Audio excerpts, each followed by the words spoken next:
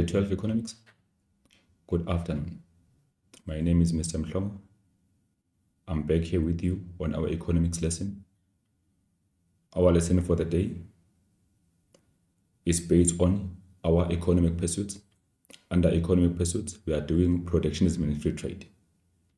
This lesson is brought to you by Gauteng Department of Education in collaboration with Cyber Discovery. Like I've said, my name is Mr. Mhlongo. I'm here with you today.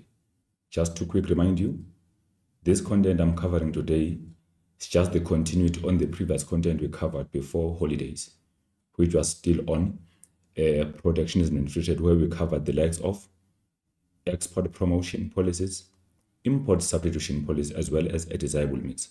So today we are going on now to complete the topic before we start markets. On this one of the day, we are talking about the arguments in favor of protectionism, the free trade, as well as South African trade policies. The following are the lesson objectives that will be achieved during the course of this lesson.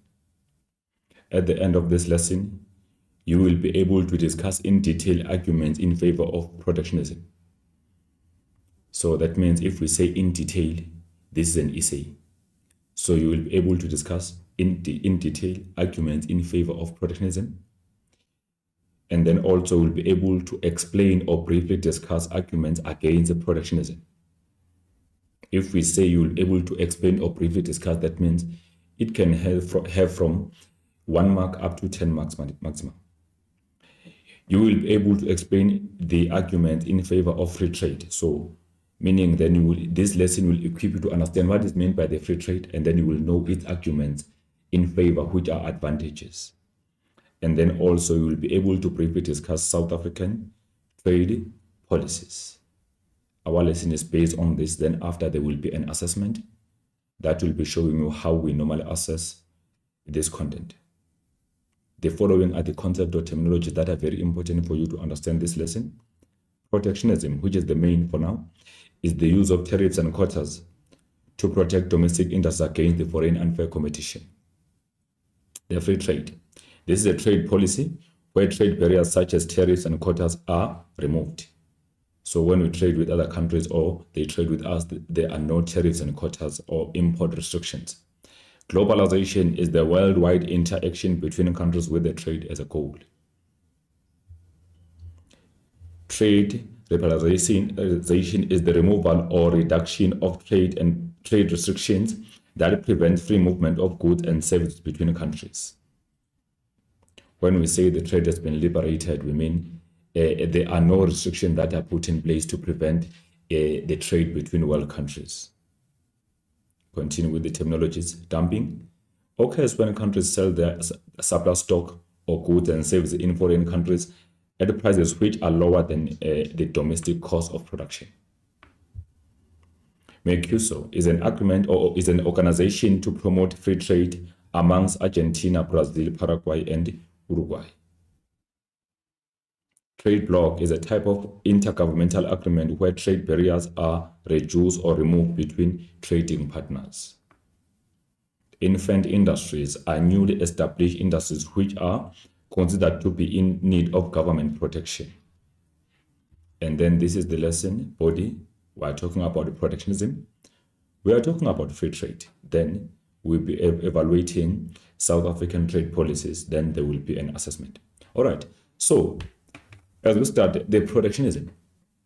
In this situation, the concern is mainly on having to safeguard our domestic industries against the foreign unfair competition. Now the question is, why are we protecting our domestic industries? It is very important for you to know that local industries are still considered as infant industries. If the industry is considered to be an infant industry, it is underdeveloped, has just been established, is not well developed to cope with the global competition. Should you allow or expose it to compete openly with those multinational industries, it might be difficult for that particular industry to stand that competition because it is faced by an issue or the challenge of these economies of scale. Infant industries are faced by the challenge of these economies of scale. They produce at the higher cost per unit producing less output and sell that output at the higher cost per unit. While the multinational industries, which are the industries that are well established, those are the industries that are having a cost advantage because they produce more goods at the lower cost per unit and sell them at the lower cost. So we say they are having an advantage of economies of scale. So should you bring these these industries to compete with one another, it will be very difficult for infant industries to stand that competition because firstly, they are not highly subsidized by their government. Number two, they have the cost disadvantage. So in that situation, they cannot compete with businesses that are having the cost advantage because they will be driven out of the market. So it is very important for the state to intervene by protecting domestic industries through the protectionism so that they won't be pushed out or they won't be exposed to the unfair global competition. Now, what is meant by the protectionism itself? This is the use of tariffs and quotas to protect the domestic industries against the foreign unfair competition. The question is why? It is because domestically the country is faced by an issue of infant industries, which are underdeveloped. Should they be exposed to the global competition, they might be driven out of the market because they have a cost disadvantage since they produce at the diseconomies of scale. And then the question is, then how does the government do such? The government will be using tariffs and quotas and some of the restrictions to prevent the overflow of imports into the country so that those former imported goods can then be produced locally. Remember, it is very important for you to prevent conflicting the import substitution to the protectionism. They look similar, however, you can draw the line in between. The import substitution is the replacement of former imported goods and services with the locally produced goods and services. We are replacing. But in this situation, we are protecting domestic industries against the foreign unfair competition. But then we are using the similar strategies, which are the part of import tariffs and import quotas. So that's a bold line that you have to know between the two, between import substitution as well as the export promotion. All right, then as we go on with the lesson, the protectionism has been defined as the implementation of policies to protect the domestic producers against the effect of the foreign unfair competition by means of tariffs on imported goods, quotas, and other means to reduce imports. So why we say this competition is unfair, remember, it tends to be unfair to our local industries because they are faced by the global competition in a way that their competitors are having an advantage of the economies of scale while they themselves face what we call the diseconomies of scale. Since the open market does not cater for any protection, the government takes some protective measures to safeguard their firms as they are less industrialized. Yes, our local firms are less industrialized. They are still very weak or minor, so they need to be protected by the government so that they can be able to stand in this competition or in the market. Remember, if ever they can be protected by the government, what is going to happen? These firms can be able to establish themselves in a way that they grow, and then once they discover that they have grown enough, then they can be exposed to the global competition. Then they will stand the foreign competition. But if ever they are not protected, they must simply be chased out of the market or driven out of the market by those multinational industries or well-developed or industrialized businesses because they are faced by an advantage of the cost. When multinational or strategic industries compete with infant industries, the competition becomes unfair. Why does it become unfair? Multinational industries are well developed or industrialized. They have the cost advantage. They produce at the lower cost per unit and sell at the lower cost. Infant industries are having that disadvantage because they have the cost disadvantage. They produce at the diseconomies of scale. They produce less goods and services at the higher cost per unit and sell those goods at the higher cost. So that becomes a challenge for them. So critical view of protectionism policy. So we are checking what is good about the protectionism. So the protectionism policy is good for developing countries because, number one, retaliation by, it is not good. It is not good because retaliation by imposing more tariffs on their imports might have a negative impact, and that can decrease their net export earnings. If ever our countries as developing countries implement a protection policy, that can have a bad effect, because foreign countries might retaliate by imposing even more tariffs on South African exported goods and services. Developing countries lack capital to process their raw materials. Protectionism can therefore result to them being sidelined by most of world powerful countries. If ever we protect our domestic industries, our firms can be sidelined if ever they want to bring some capital goods from abroad, due to the fact that the government have imposed the protection to safeguard them. This can result even to further scarcity of capital. Then the country can find itself lacking more capital that is necessary. And then we continue. Modern markets are too technical. Protectionism might result in developing countries not having an advantage of accessing the latest technical trends to expand the local markets. In case the protection is in place, our local firms can be sidelined in a way that they cannot even get to access what we call the latest capital or technology that is required for them to even produce more goods at the lower cost, and also you spending less time on production.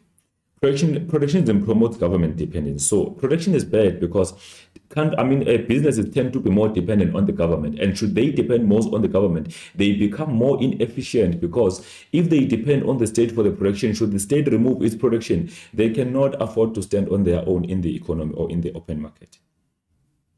What is good about the protection? Let's check. The good thing about the protection policy is that local firms tend to be able to stand on their feet, then they will then be exposed to the global market. Also, the good thing is that as we protect local firms, there cannot be effect of dumping within the country. Countries cannot be sending their goods into South Africa and sell them at the lower cost than in their countries of origin. That will then safeguard our economy. Our natural resources can also be protected from being overexploited because of the protection policy. Then also our job opportunities can be protected, and then living standard cannot be undermined by importing cheap imported goods and services from other countries. And then also our industries can also be diversified. We can have what we call economic diversity, because as we protect our local industries, they can expand and be able to produce variety of goods and services, which will be important for our economy to have what we call economic diversity. And then also, if we implement protection, there can be more government revenues received in terms of tax revenues that can be used by the state to redistribute income and support even smaller businesses in the economy. Also, infant industries cannot be exploited, or they can be protected due to the fact that those foreign businesses will find it difficult to bring their goods into South African economy because of the protection policy. So that will allow the expansion of our local industries to produce variety of goods until they stand on their feet. Then they can be exposed into the global market. So these are arguments in favor of protectionism policy. Protection of infant industries. These industries can then be protected. They can be safeguarded from harm, because they will be able to stand on their own, as they will be given that special protection by the state. What is going to happen? The state will be implementing those tariffs and quotas on imported goods and services to make it difficult for them to come into the country. Then local firms will find it easier for them to expand locally, and then also new industries can even be established to produce some of the goods that were imported. At the same time, with the protection of infant industries, the competition that was unfair caused by what we call the multinational industries will be eased. Then they will be able to expand on their own. And then self-sufficiency and strategic industries. Then what is happening here? The state can be self-sufficient in a way that it won't be much dependent on foreign countries to provide some necessary goods and services. For instance, if the country depends more on foreign countries for the provision of maybe weapons or firearms for the safety of the nation, should there be maybe something like COVID-19 or maybe sanctions imposed on the country, it will be difficult for the country to be protected. So the country will become more vulnerable. It is therefore important for the state to be self-sufficient. That means the country must protect its own strategic industries. What is meant by the strategic industries?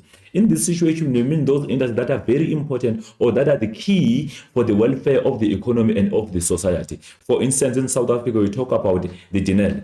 DINEL, or as the SOE or ARMSCO, is very important in South Africa, because it is there to safeguard or to take care of the safety and the welfare of the nation. Should the DINEL be should there be no denial in South Africa, the country will be more dependent on foreign countries to provide military weapons for the protection of the nation. Also, ESCOM is very important. It's one of the strategic industries in South Africa because we depend on it the most for the electricity supply. Should there be no ESCOM like now in the country, there will be a problem of power supply in South Africa. So it is important for the state to protect its own strategic industries so that they will be able to stand on their own, so that the safety of the nation and of the economy can be guaranteed if we have those industries. Should the country fail to safeguard strategic industries, then there will be an issue, because if there can be sanctions imposed on the country, then there will be a challenge of not accessing those necessary goods and services. Then the country will become even more vulnerable. It promotes employment. Yes, we know that should there be protection policy being imposed or implemented, local firms can be protected from that unfair competition, which will result to them expanding locally. As they expand, there will be more demand for labor. Remember, protection can also lead to establishment of new industries. As new industries are established, there will be more demand for labor, which will lead to more job creation.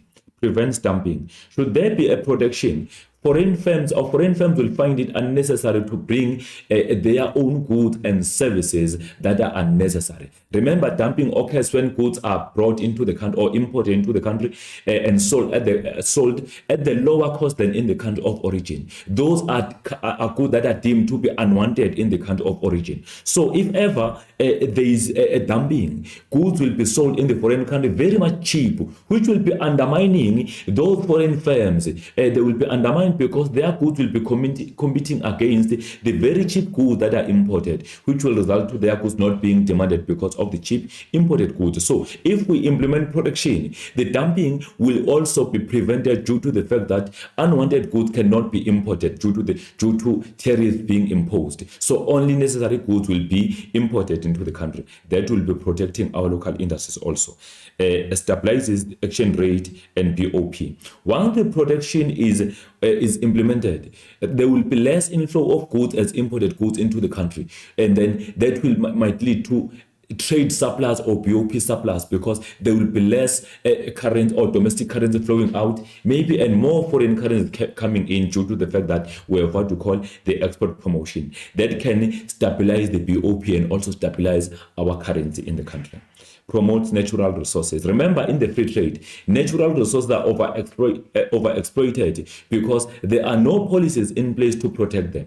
So as a developing country, we are mostly dependent on natural resources. So if ever protection is not granted, there can be overuse of natural resources in a way that they can even be exhausted or depleted or completed. That will lead to what? That will lead to even future generations be unable to discover the benefit or to enjoy benefits of natural resources that we are even benefiting again. So it is very important to ensure that natural resources are protected through the protection so that they can be conserved, so they can be safeguarded and last longer even for future generations. It earns the state revenue. So the state can be able to earn revenues in terms of taxes imposed on what we call on those imported goods and services. Maintain living standard.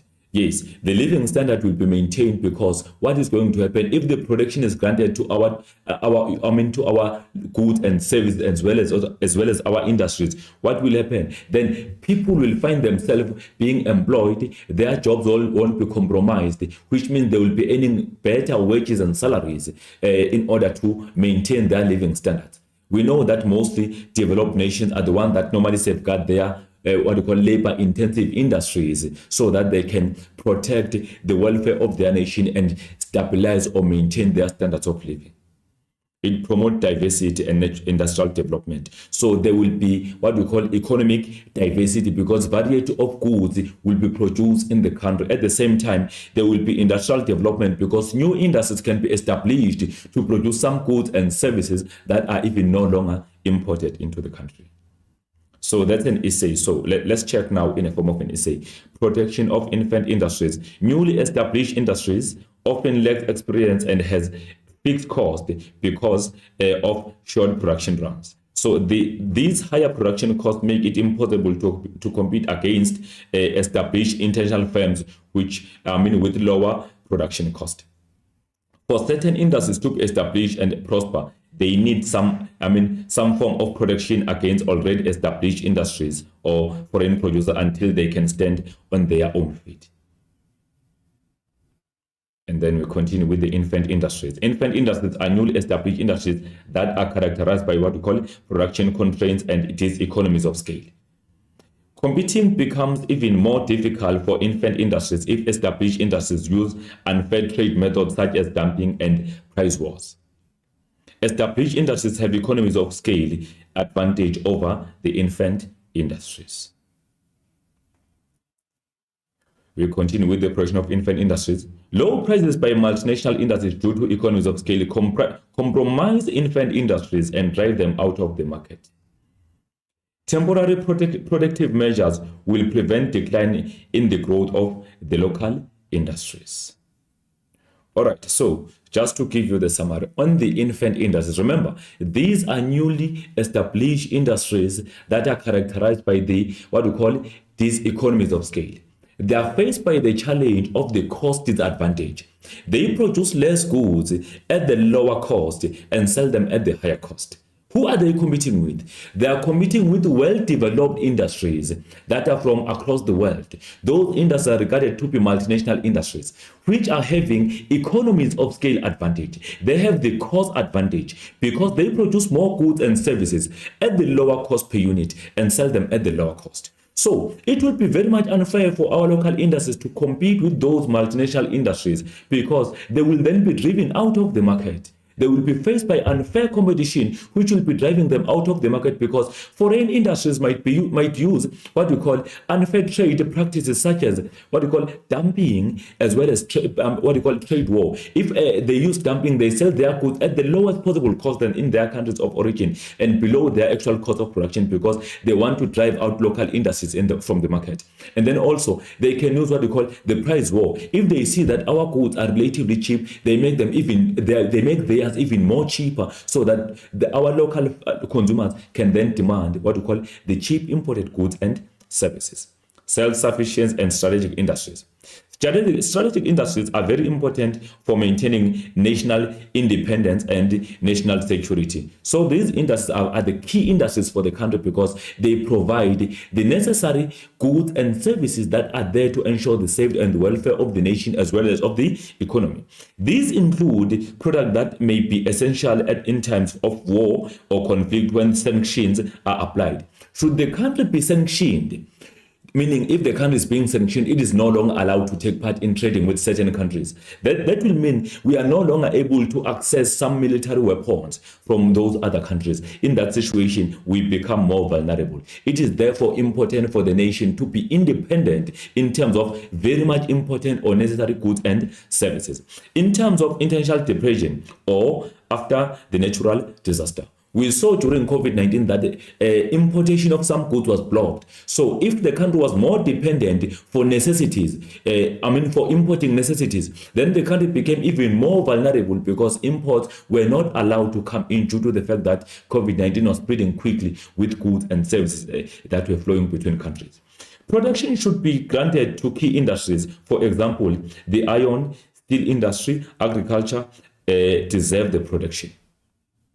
Because if they are not protected, the country might find itself being vulnerable if it's more dependent on other countries. So the country must be self-sufficient and must also be independent in terms of provision of necessary goods and services. We continue. Producers of food, fuel, and energy, such as electricity, military weapons, all have strategic importance in the country. Electricity, military weapons, and as well as fuel supply are very important. Should then the country be more dependent on other countries, then in case of sanctions, the country becomes more vulnerable and the economy will be compromised as well as the welfare of the nation. It is important to ensure that there is always an adequate supply of essential goods and services, and that supply of these goods does not depend on conditions in the foreign countries. The supply of these basic goods should not then be depending on foreign countries' economy or whatever happens in other countries. The country must then be independent in the supply of those goods. That's why the protection must be granted on the strategic industries. The failure to protect local strategic industries result in the country becoming more vulnerable. And then we continue. It promotes employment.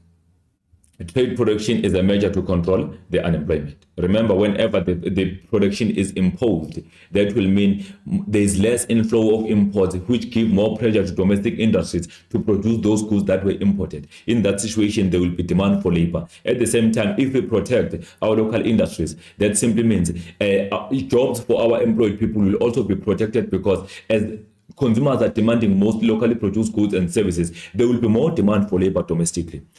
One way of doing this is to protect jobs of workers who are currently working. This can only happen if the business that employ them can continue to produce and sell goods in the face of the foreign competition. We continue with the employment. By restricting the foreign goods entering the country, domestic businesses can produce more and employ more workers. If ever there is less inflow of imported goods, our local firms find an opportunity to produce more goods, because there will be more demand for the locally produced goods and services. That will then be creating even more demand for labor and more employment opportunities. New businesses will also be established to create more jobs. Yes, should we grant protection, or should the state grant protection to our domestic industries? There will be industries being established in South Africa to produce some goods and services, which will then increase the demand for labor. Importing goods because of price advantage widens unemployment and negatively affects economic growth. We continue. It prevents dumping. So in this situation, dumping occurs when the country sells its surplus stock in the foreign country at a lower price than the domestic cost of production. It is a form of predatory pricing. So when the price is simply imposed on the product, which is then lower than the actual cost of production, those goods that are dumped then are deemed to be unwanted. If we talk about dumping, we are not talking about throwing unnecessary material into the certain zone. We are talking about selling goods in the foreign country at the lower cost than the actual cost of production. Why we do that? That thing is done maybe because goods are very close to expire. So the company is avoiding to give them out free of charge. Or maybe because those goods are no longer needed in the country of origin because of the trends. So they will then be sold in the foreign country at the lowest possible cost. To avoid giving them for free, they are sold at the lowest possible cost, because in their country of origin, they are no longer on the trend. They are no longer needed by consumers. They are no longer demanded. So they will then be dumped in the foreign country. Dumped goods are goods that are deemed to be unnecessary or unwanted in their countries of origin. Dumping makes it very difficult for local producers to compete. They are driven out of the market by lower prices. So if the same goods that are dumped in South Africa are also produced by domestic industries and are also demanded highly by domestic consumers, then that will lead to our domestic consumers switching the focus. They will then demand those cheap imported goods into the country instead of demanding the locally produced goods of the same nature, due to the fact that those imports are cheaper than the locally produced goods and services. Granting protection to local industries prevents dumping. Foreign countries prioritize exporting goods with much revenue advantage over the cheaper. So if ever production is granted, that will prevent dumping, because foreign importers or foreign industries will then be importing goods that will be having the revenue advantage to them over goods that are not having any advantage over the revenue. Stabilize the exchange rate and BOP, or balance of payment. The government, especially those with free-floating exchange rate systems, must monitor international trade conditions to help maintain balance of payments, equilibrium, and the exchange rate. Remember, the foreign trade is a key. It affects the exchange rate of the country as well as the balance of payment. Production helps to prevent the value of imports increasing faster than the value of the exports. So in that case, the volume of imports will then be moving in slowly than the volume of exports. Then should we have our exports increasing faster than imports, that will give an advantage of BOP surplus or trade surplus or current account surplus. A too high level of imports in relation to the export cause unsustainable deficit on the current account and the BOP, or balance of payments. We'll continue with the same. Production measures ensure that imports are monitored to discourage continuous deficits in the current account. And then imports then need to be decreased, and this can be done through the production such as imposing tariffs on imported goods and services. Remember, in case you are confused, if the state intervened by imposing more tariffs or import taxes on imported goods and services, they become relatively expensive domestically, which will mean domestic consumers will not be demanding imported goods that are expensive. They will then demand the same nature of goods that are produced locally by domestic industries. Then that will be increasing our domestic production or output. Production through tariffs and quotas decreases the volume of imports, which reduces the deficit on the current account. Should there be production being granted, the BOP deficit will be reduced, and then that will bring more advantage on our current account as a nation. This will improve the trade and the balance of trade, the exchange rate, and the competitive situation of the country. Our country's industries will be more competitive locally and abroad in case we have granted protection instead of what we call allowing the free trade. Remember, should our firms be protected, they find it easy to grow domestically, and then also as they expand domestically, they can produce high volume of goods that can also be exported abroad, or they can be sold to the foreign countries. Protection of natural resources. Exploitative natural resources require protection for them to last longer, even for future generations. Remember, if we talk about exploitative natural resources, we mean those that can be completed if they can be overconsumed. So we talk about mostly minerals. They cannot be recovered. So they should be protected, because if they are not protected, they will be overexploited, they will be completed, they will never be recovered. And the future generation will get it as a history that we once have gold in South Africa. Under conditions of free trade, countries' natural resources will be depleted sooner, since it leads to the high levels of consumption, so they will be overconsumed. By implementing the protectionism policy, conservation and the proper utilization of natural resources can be ensured. If ever the state intervened by granting protection to our natural resources, that can simply lead to what? It will lead to them lasting longer, even for future generations. We continue. This allows future generations to generate benefits enjoyed from natural resources. Such policies will ensure the survival of these industries, as well as secondary industries dependent on them as raw material. We know that our secondary sector industries are mostly dependent on some natural resources, as they collect them from primary sector and process them to final goods. So if ever these resources can be protected, they can then be last longer. Our businesses can be able to even operate for the longer period of time, because these resources will mainly be available for the longer period of time. But if the protection is not granted, it will then be difficult for our secondary sector to function, because these resources can be completed. If they are completed, that will mean the death of our domestic industries that are dependent on natural resources. Earning government revenues. Import tariffs are the important resource of government revenue. We know that if ever tariffs are imposed, or import taxes or import or custom duties are imposed, then the state will be receiving income in terms of the state revenues from what we call from those taxes. In developing countries, the domestic tax base is very small because of the low incomes and individual and businesses. Low income do not provide much in the form of income taxes. As a result, protectionism increases the government or state revenues. It maintains the living standard. Import from countries with relatively low wages represent unfair competition and threaten the standard of living of the high-paid workers and of the local industries. If ever in the certain industries people are highly paid, then there are imports that are dumped into the country that will compromise their living standard and their wages. If domestic businesses are under threat from international competition, they must reduce their production costs to remain competitive. This can be done by dismissing workers or reducing wages and salaries. Then we continue. In countries with high levels of poverty and income inequalities, it is important that wages are remaining stable, or they are made to be stable, so that they can maintain their living standard. This will ensure that the standard of living does not decrease, so it's not compromised. Furthermore, revenues from the custom and excise duties is an important source of revenue that can be used to reduce poverty and spread economy more evenly across developing nations.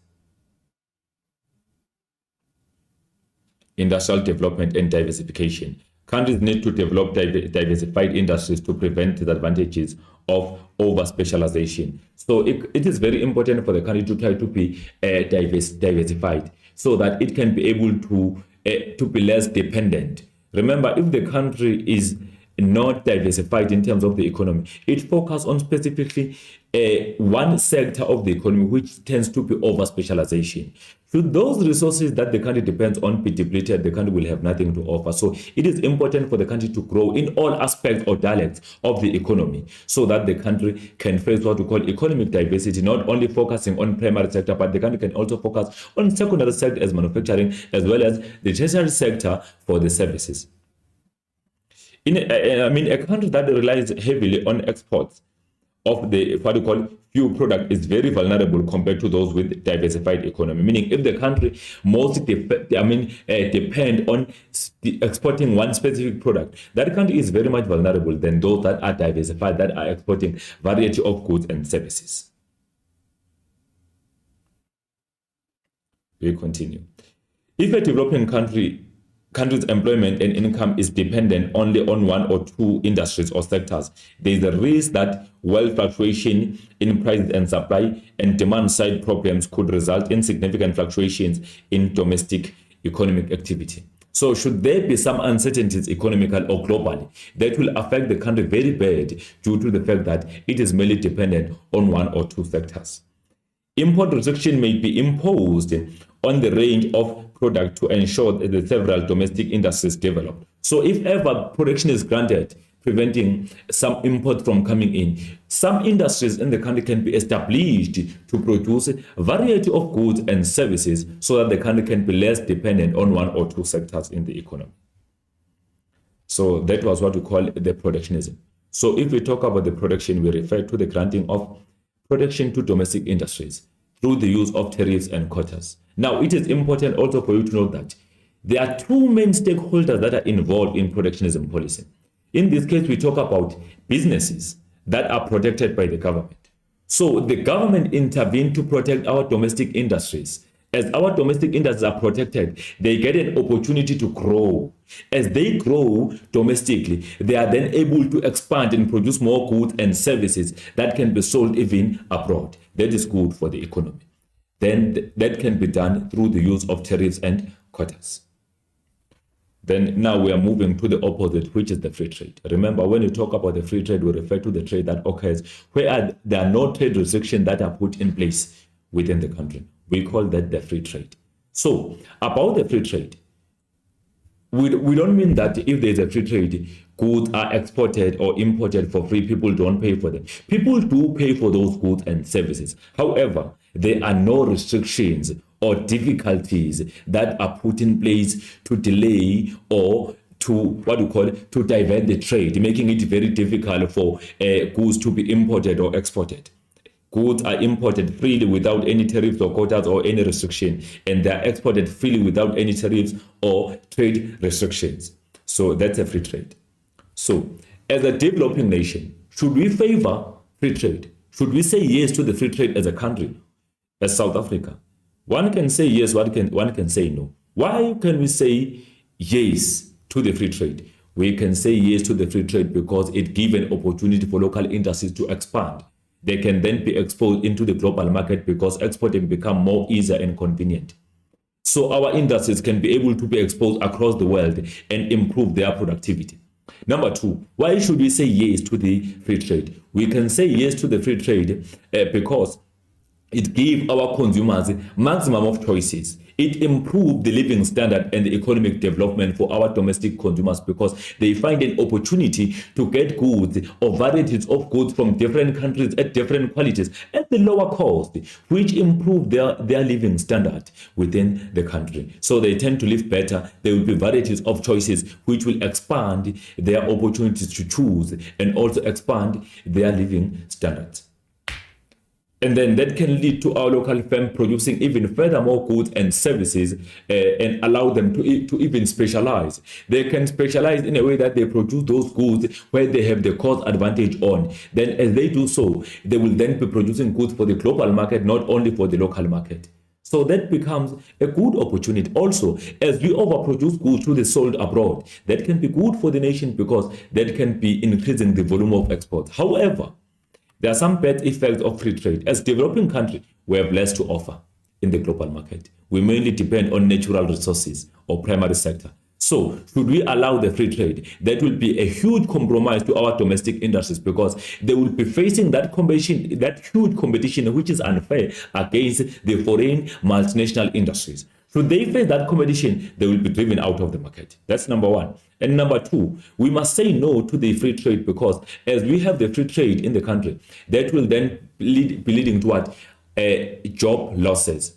If there will be more volume of imported goods that we can also be able to produce locally, and if those imports are cheap than our locally produced goods and services, that will be the bad thing for our local firm. They will be shutting down or be driven out of the market because of that particular unfair competition. Our firms will be shutting down, jobs will be lost. If jobs are lost, living standard will be compromised because also of the free trade. And then why should we say no to free trade? Free trade becomes a challenge because as a country, we depend more on primary sector. So there can be overuse or overconsumption of natural resources, which can endanger them because some of them are in danger of extinction. Should they be completed, they will never be recovered. Remember, we have some resources that are very much important for the economy. But if they can be overconsumed, they will be lost forever and they will never be recovered because they are exploitative. They are endangered. They are in danger of extinction. So if there is a free trade, those resources can be overconsumed, which will be bad for the nation. So again, why should we say no to free trade? We can have an issue since we have less to offer, an issue of more imports flowing in more than the exports going out. For that situation, we will face an issue of BOP deficit because imports will be increasing faster than exports, which will be bad for the South African economy. So those are some factors that will really result to us saying no to the free trade because it can be a huge compromise into our domestic economy as much as there are some advantages. So free trade refers to the absence of trade barriers or restrictions on trade between world countries. The supporters of free trade argue that it is only under condition of free trade that countries can specialize in the production of those goods that they have an advantage in. As a result, everybody's economic welfare will be increasing. If ever there's a free trade, we assume that economic welfare will be improving for people because there will be overproduction of goods and there will be job creation. At the same time, consumers will be having a variety of choices which will be improving their living standard. Also, economy will be improving. There can be economic growth. Emerging economies, if we talk about emerging economies, we refer to the developing countries, are however not favored by the free trade policy because they have less to share with other world countries and that can make them more dependent than being self-sufficient. Remember, if you are not dependent, we mean you are self-sufficient. You can be able to serve yourself as a nation without depending on other countries. Critical view of the free trade policy. Free trade policy affects emerging economies by, so we get to be affected by the following. Free trade policy opens an opportunity for infant industries to expand without limitations in foreign markets. Remember, foreign markets are bigger than local markets. So if our firms are exposed to the global market, they tend to grow or expand. So that's a good thing. Free trade promotes efficient use of economic resources for infant industries as they produce for local and foreign markets. So there will be efficiency use of resources. Our resources can be used to their optimal level due to the fact that we are producing for both local economy and the global or foreign economy. High competition caused by the free trade improve the level of creativeness and innovation as infant industries compete in wider market scope.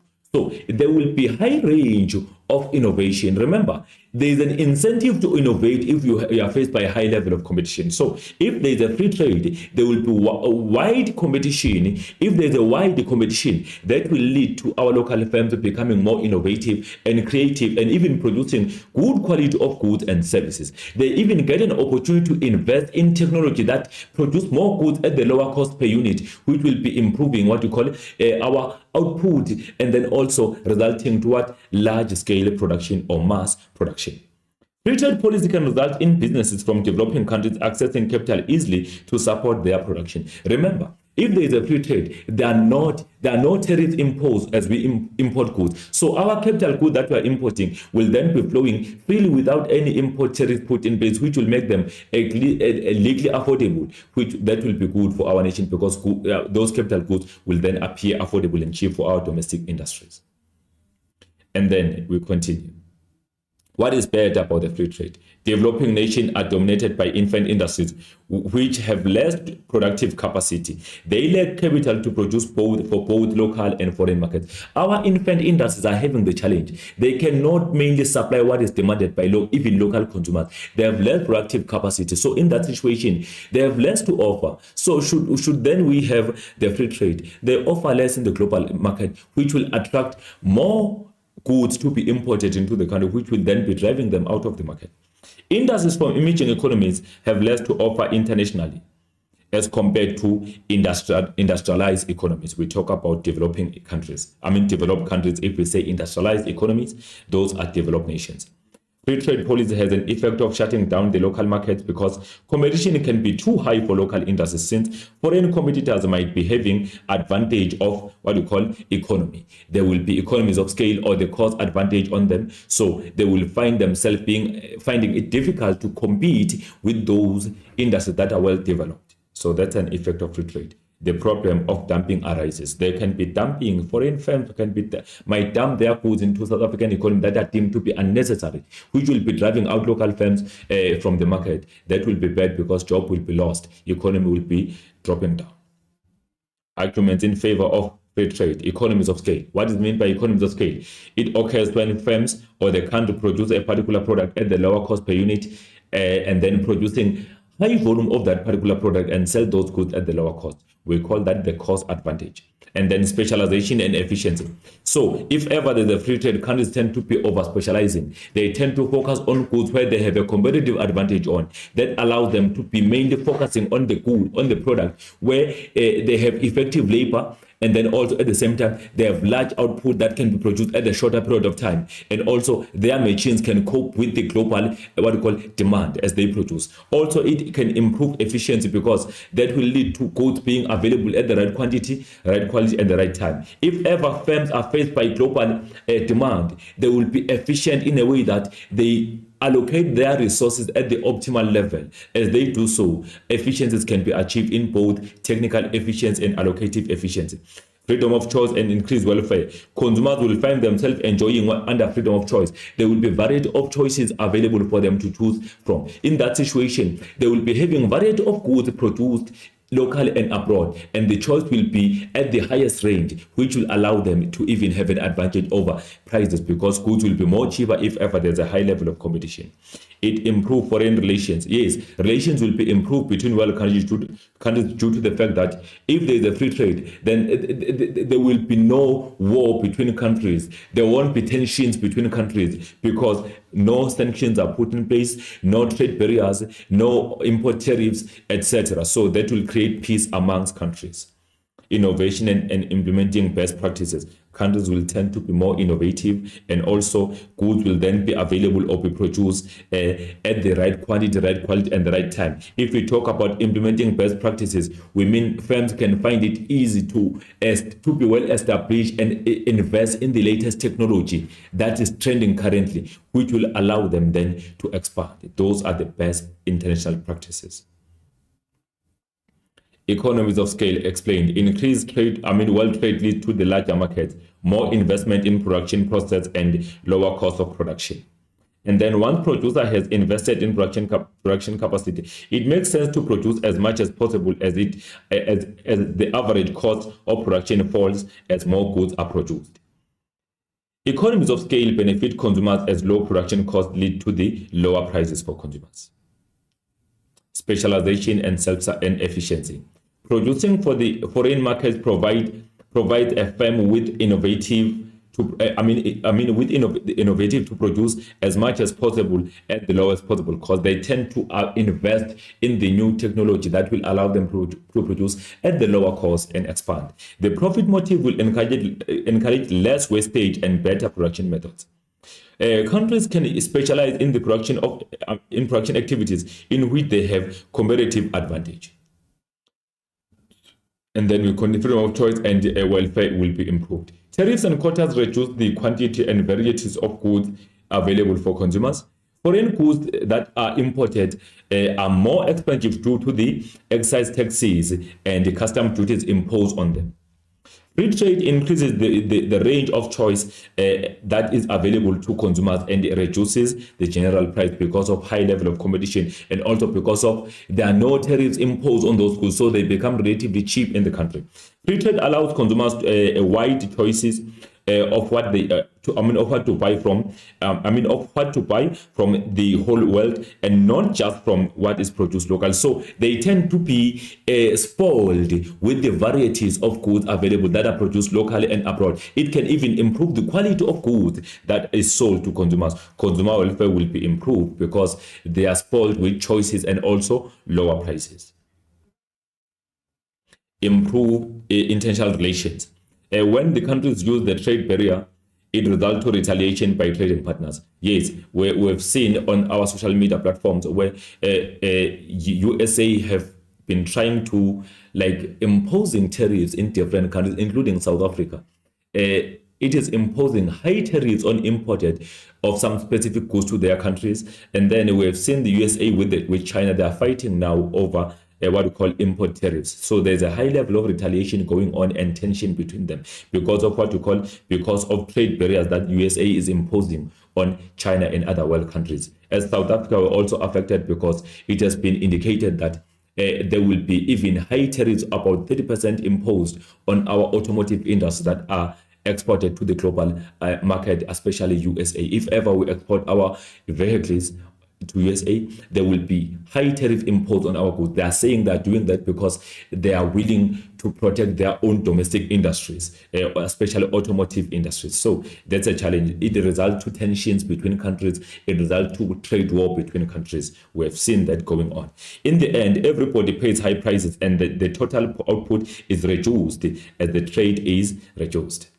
This leads to poor relations between countries and reduces chances of international cooperations on issues that are mutually beneficial. We are already seeing that happening between countries, and we are also affected if ever that trade policy will then be passed and be made official. As a country, we'll find ourselves not really benefiting, because under a forward trade policy, we are exporting most of luxury vehicles to USA under AGOA, where there are no tariffs imposed. But should they be imposed, there will be job losses from South African automotive industry. And then if there are job losses, then our living standard will also be undermined. Our economy will also be undermined, because as we export these expensive or luxury cars, we are getting about they contribute about 16% into our GDP. So if these tariffs are really imposed on the automotive industry as we export, then that will mean there will be lower demand for those goods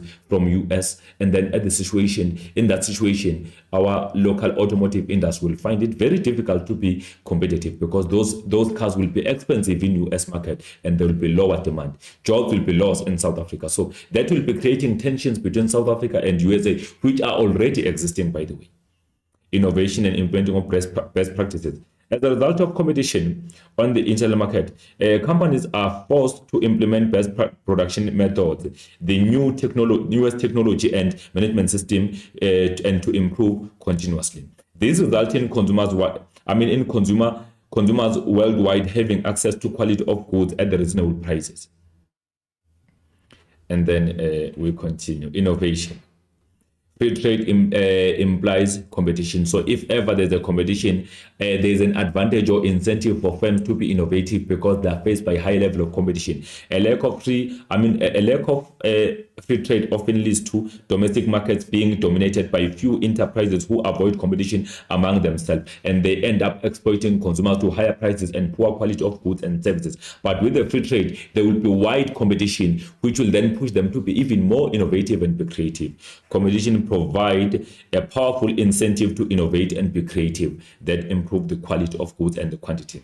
Not only new goods and services made available on the market, but businesses also compete to find production methods that cut cost and improve the quality and reliability of goods and services. And then South Africa trade policies. Remember that South Africa is involved on trading with other world countries. Last time on our previous lesson, we spoke about economic integration as well as desirable mix, where we said the country have to choose if it want to start with export promotion or import substitution, or it want to implement both at the same time, or it want to do what we call free trade and protectionism, simultaneous, or it want to implement protectionism first before it does the free trade. So we spoke about also economic integration, where we explained or briefly discussed on integration methods, which talks about the FTAs, free trade areas, where the countries will decide to form the trade bloc amongst each other as they have the mutual benefit in that trade. They decide to remove trade barriers or restrictions among themselves in a way that they don't charge any tariff as they trade with one another. However, they charge tariffs against non-member countries. We spoke about also what we call the number 2, which was a custom union, where the countries now they improve further by ensuring that they charge common tariff to non-member countries now of the trade bloc, but removing trade barriers against each other. We spoke about the common market, where we said countries decide to improve further by trading in a way that they try to ensure that the capital is moving freely from one country to another as member countries of the trade bloc. Also, people can work anywhere they want and stay anywhere they want between member countries. And then we spoke about the biggest one, which is economic monetary union, whereby now countries will choose to expand their relationship by using same currency, same exchange rate, and then also the similar reserve bank, as well as fiscal policy and the monetary policy. We spoke about that. Now then, countries tend to trade with one another. Like we are talking about trade policies where South Africa is involved. Southern African Development Community, SADC, SADC. South Africa became the member of SADC in 1992. And then SADC has 16 members, which include Angola, Botswana, Comoros, Democratic Republic of Congo, Eswatini, or Kingdom of Eswatini, Lesotho, Madagascar, Malawi, Mauritius, Mozambique, Namibia, Seychelles, South Africa, United Republic of Tanzania, Zambia, and Zimbabwe. These are members. The intention is to develop SADC into economic monetary union, meaning they want to expand their relationship in a way that they even end up using the same currency, the same what we call a reserve bank, etc. But that will take time to occur. At present, it has the status of free trade areas, meaning if these countries are exchanging goods amongst each other, they are not imposing tariffs against each other, meaning it's an FTA or free trade area. SADC has been successful on promoting regional cooperation, governance, peace and security, infrastructure, and trade opportunities between member countries. So this is the map that indicates those countries of SADC. And then the African Union, AU. So AU, of which South Africa is a member, intend to develop continent into the economic monetary union. We know that it will take time to be there, but the aim is to ensure that they grow themselves economically to the economic monetary union. What is the main function? Is to ensure that it instill peace and harmony amongst African countries. Also promote or liberate trade amongst African countries. So it was found 1999 is wrong. I think it is 1962 and consists of 54 countries, if I'm not mistaken. The African Union adopted the new Partnership for African Development, which is NEPAD, as the development strategy. It provides for regional cooperation and integration. And then the first phase is to develop 5 regional free trade areas among African countries. SADC is one of the free trade areas within there. Then we continue still on AU. African Union was formed, in 1963 and is currently having 55 countries. So that has been corrected. The main aim of AU was to achieve unity, solidarity, and cohesion between African countries. It also functioned to maintain peace, security, and stability in the continent. The long-term plan of AU is to develop economic integration between member countries further to economic monetary union. The African Union has been successful because it has managed to ease conflicts and promote peace between African countries. We have seen that happening, whereby the chairpersons of what we call AU have been moving across African countries to maintain peace. They've been meeting regularly to ensure that there's peace amongst African countries. You will remember what we call the conflict that has been happening, in this country, DRC. So that conflict has been also eased by AU, trying to ensure that there's peace and harmony amongst African countries. Southern African Customs Union, which is SACU. SACU is one of the oldest world customs union, which was formed in 1910. SACU agreement was formed between South Africa, Lesotho, Namibia, Botswana, and Swaziland. The above-mentioned countries have made huge progress in terms of strengthening ties amongst themselves in terms of trading. Currently, SACU is negotiating the free trade areas with their trade partners such as European Free Trade Association, EFTA. The success of SACU was evident during the COVID-19, where member countries adopted coordinated approach by facilitating the movement of essential goods without any delays from one country to another. Multilateral Monetary Area, MMA existed between South Africa, Botswana, and Lesotho since 1910. All of the above member countries of MMA have their own currencies, but South African rand is approved by authorities, meaning is the legal tender in Lesotho and Eswatini, meaning in that situation, it can be used to purchase goods in those countries indicated. MMA protocol continues to be successful by promoting and facilitating closer ties between member countries. There is a very good relationship between South Africa, Lesotho, and Eswatini. EU, European Union. EU is the supranational political and economic union for states that are primarily located in Europe. South Africa has trade relations with EU, which is governed by the Trade Development and Cooperated Agreement, DTCA, which was formed or formalized in 1999. It has been successful because an agreement of reducing 90% of trade barriers among member countries is in progress between European countries. Mercosur is a custom union between Argentina, Brazil, Paraguay, and Uruguay. South Africa signed preferential trade agreement PTA with Mercosur in 2009. The PTA encourages trade relations between South Africa and Mercosur member countries with the long-term goal of all SACU members being included in free trade areas FTAs. Mercosur is fifth largest trade protocol globally. And then Japan, South Africa's Partnership Forum. South Africa and Japan have enjoyed the great trade relations since establishing relations since 1992. Before 1992, Japan had trade sanctions imposed against South Africa because of political unrest. South Africa exports natural resources to Japan, which include iron, steel, and the chemicals. And then Japan exports technically intensive goods to South Africa.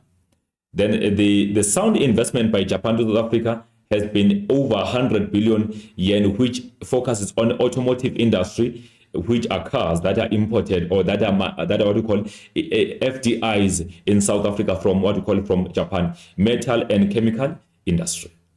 Japanese automotive brands in South Africa include Toshiba, Toyota, Sharp, Daihatsu, and Suzuki. Those, if we can count the few. And then BRICS, Brazil, Russia, India, China, and South Africa, which has been expanded now because now we have the BRICS Plus, which include furthermore 6 countries.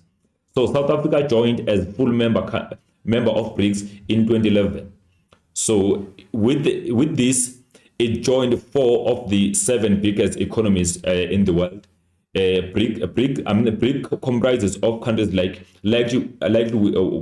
will to pivot on on which the global economy will center over the coming decades. In this case, under BRIC, we talk about the Brazil, Russia, India, and China. Then South Africa came in to add that as South Africa. Then now we have even more countries coming in. Others have already applied to be the members of BRICS.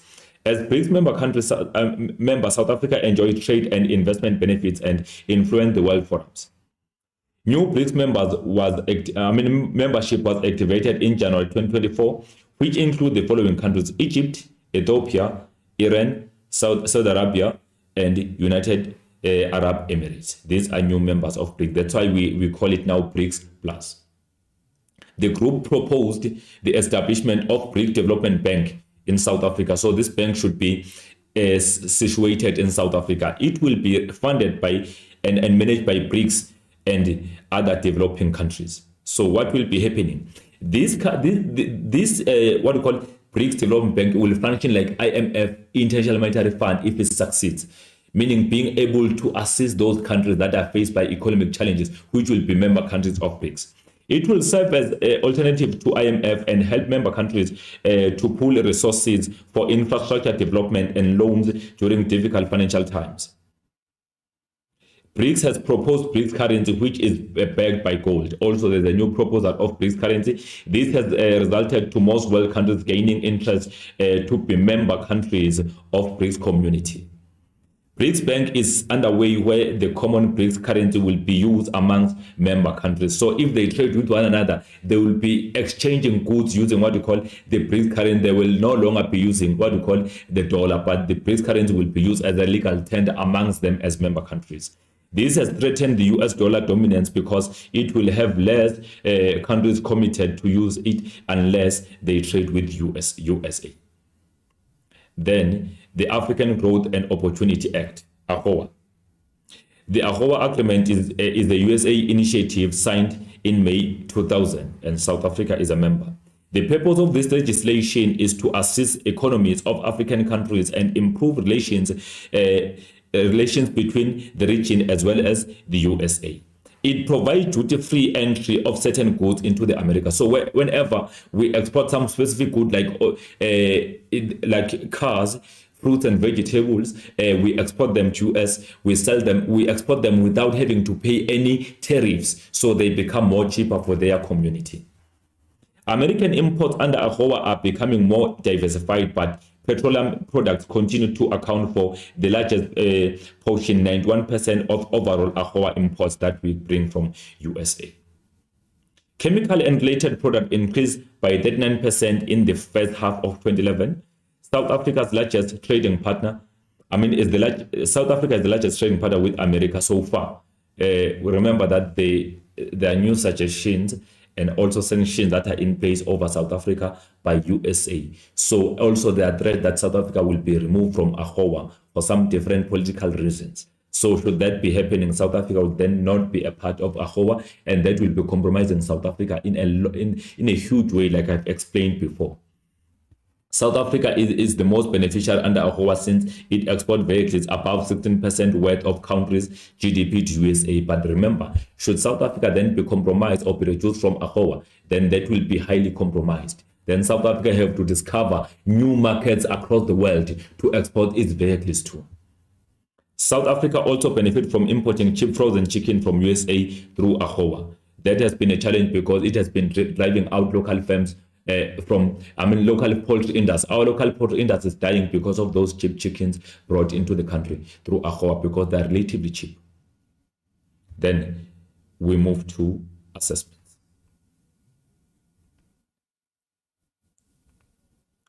Okay.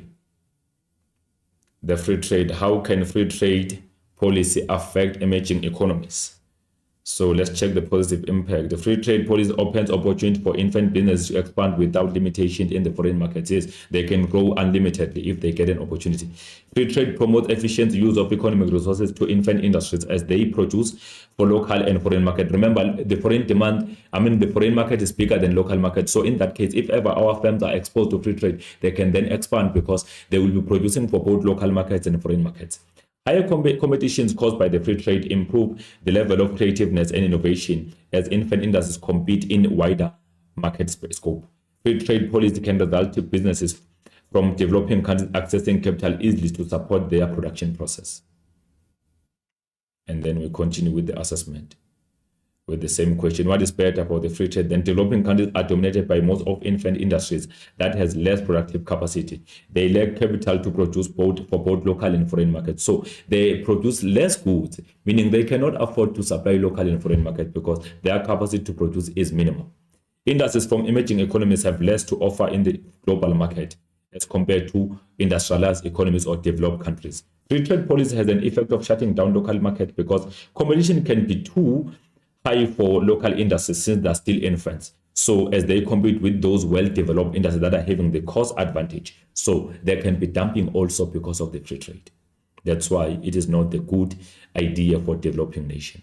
How can free trade contribute to a more efficient economy?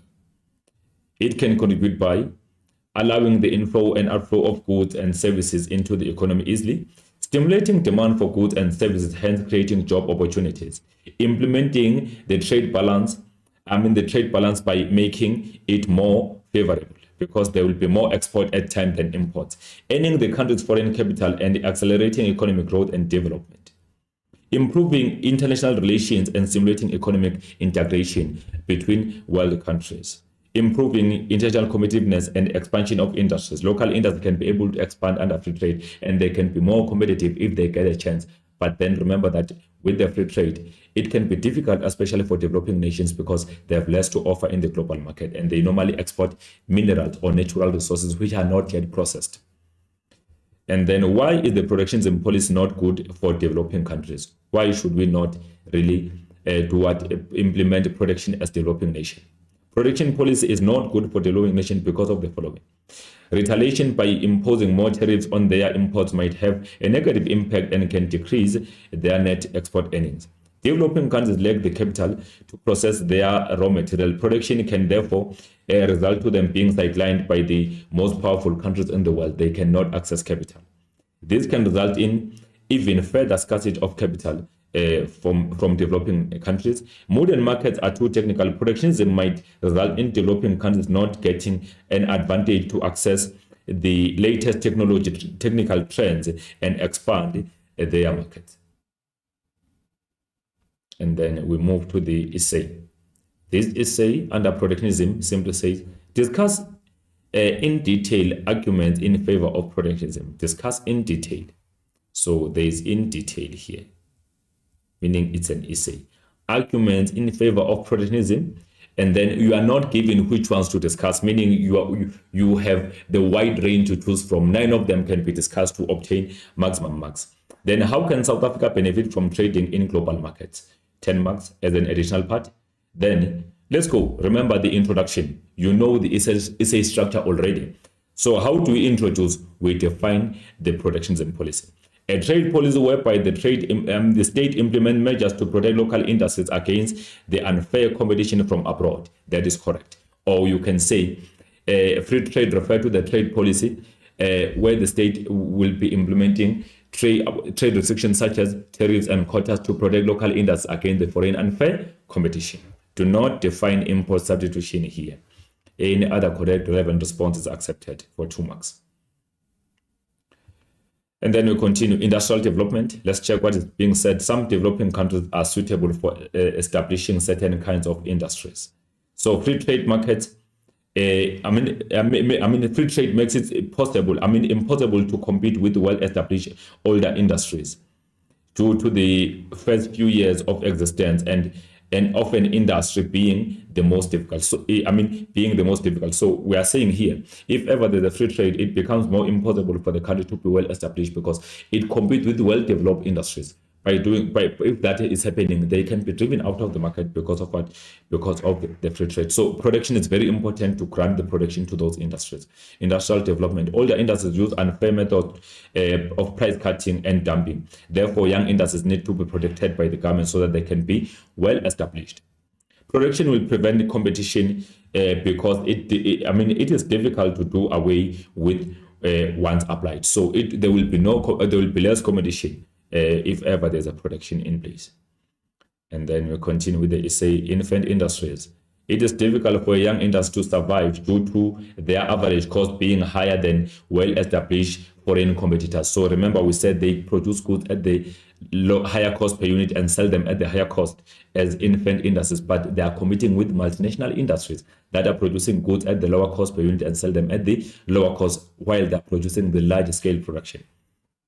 If they are given production in their early years, they may grow and take advantage of economies of scale, lower their average cost per unit, and become more competitive in the local and global market. Then we continue. Stable wage levels and high standard of living.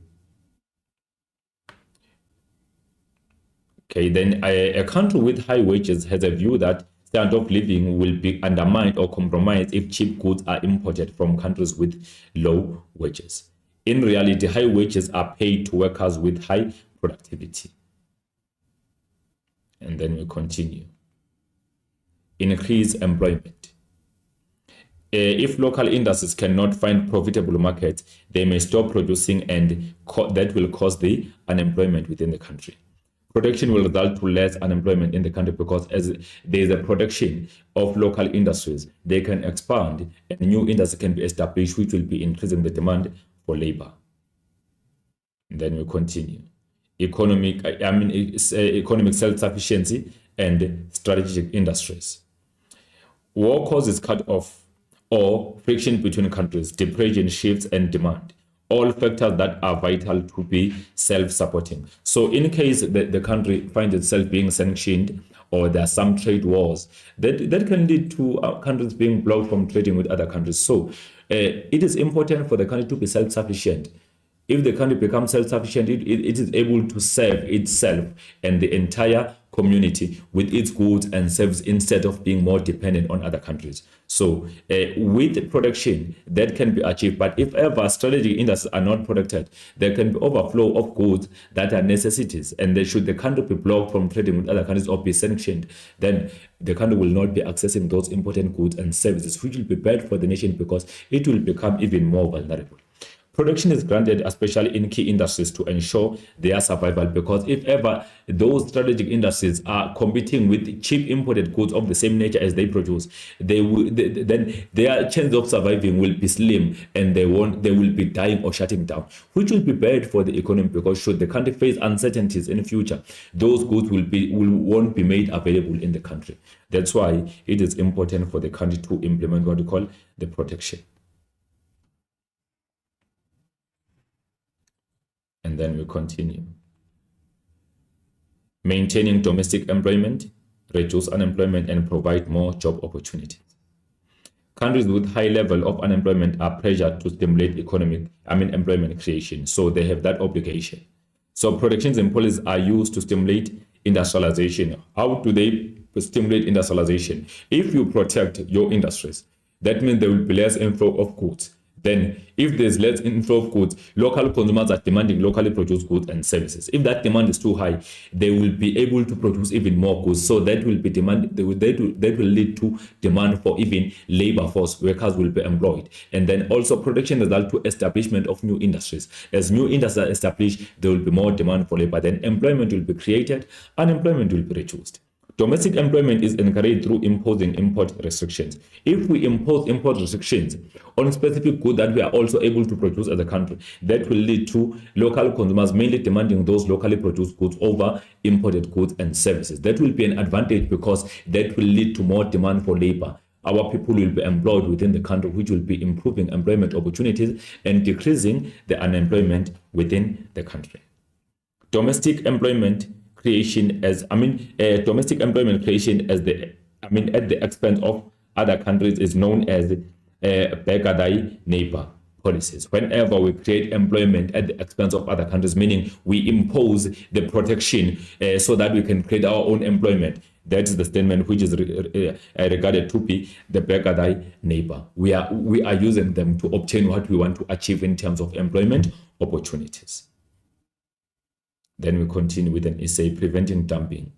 So countries selling goods in the foreign country at the lower price than of the cost of production in their own home country, that is regarded to be dumping. In this dumping, we don't mean taking goods and throw them somewhere in the certain environment or the certain site or zone. We mean selling goods in the foreign country at the lower cost than the actual cost of production in the country of origin. That is the bad thing, and it is prohibited by the World Trade Organization because it compromises the foreign country's economy and causes the unfair competition.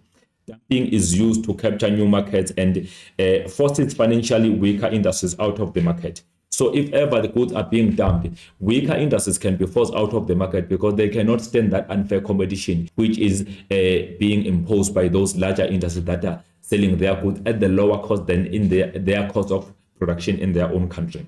Foreign enterprises may engage in dumping because of government subsidies. So they are subsidized by the government to sell goods at the very low prices or below the cost or because they are seeking to raise profit through the price discrimination. And then we continue.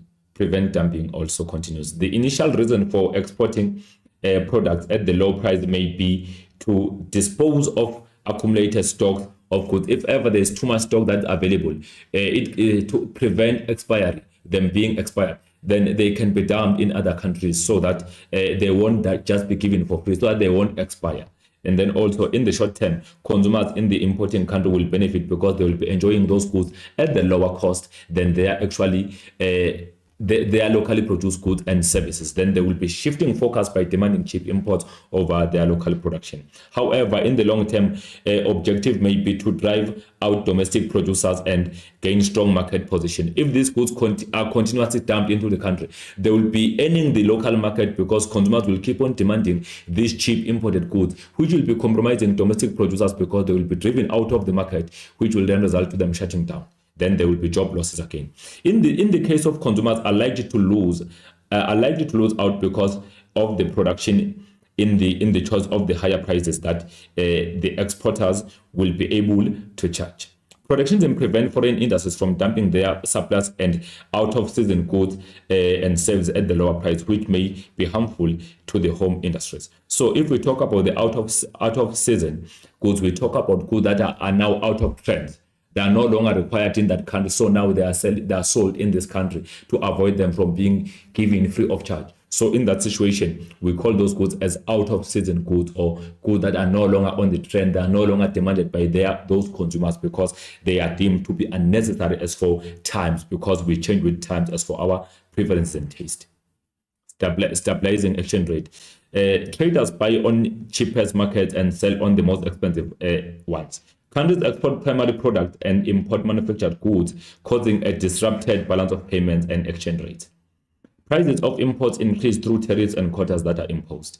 A stable exchange rate and BOP increase government revenues, prevent harmful goods from entering the country, and develop greater technical scales. Then protection of natural resources. Free trade will exhaust natural resources because the world shares. There will be an over demand of them. Protection ensures that these natural resources will then survive. So protection ensures that industries survive as they use those resources. Ensures greater economic stability. Over specialization as a result of free trade and harmful in terms of war and friction, more guns than food. Then protection prevents over specialization, thereby creating more differentiated economy and greater stability, which will lead to economic diversity. It also promotes secondary industries and the welfare of people dependent on protected industries. Ensures greater economic stability. If importers are greater than if imports are greater than exports, the country may introduce import controls such as custom duty and quotas to eliminate the deficit on the balance of payments. Developing countries rely on exporting primary products. Selling processed goods is more beneficial to a country as more foreign exchange can be earned. However, we know that developing countries mainly export minerals or natural resources being unprocessed, which means they become more cheaper as they are being sold abroad. And when they come back as import, they become even more expensive because they are finished goods. Protection ensures the processing of primary goods until completion. They don't sell natural resources or raw materials. They process them and sell them as finished goods abroad. So any other correct relevant response is accepted for the maximum of 26 marks. Remember, here we talk about 8:18 principle. What does this mean? This means subheadings and examples will go up to maximum of 8 marks, and then the content discussion is up to 18 marks maximum. That will give you 26 marks. And then we go to the additional part. South Africa will benefit from global market as follows. Production of goods and services will increase as local businesses will sell their products at the larger markets. Quality of goods and services will improve as businesses try to match the world standards. So remember, if there's a high competition, they tend to be more innovative and creative, which will be improving the quality standards and also allow them to discover new markets and also new ways of production that are even more cheaper. Competition from foreign products will encourage local business to be more innovative. Efficiency in the production of goods and services will improve, resulting to businesses charging relatively lower prices. And then we continue with the benefit. South African consumers will have more choices on goods and services, as they will have access to foreign product at the lower cost.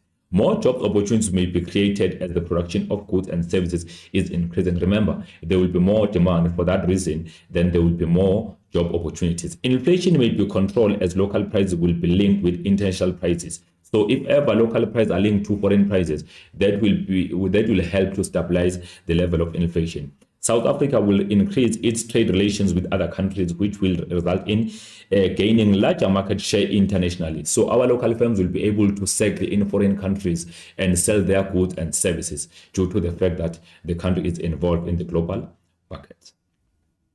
Then South Africa may benefit. Okay, and the foreign currency, which will strengthen the domestic currency. Obviously, our currency will be strengthened because the country will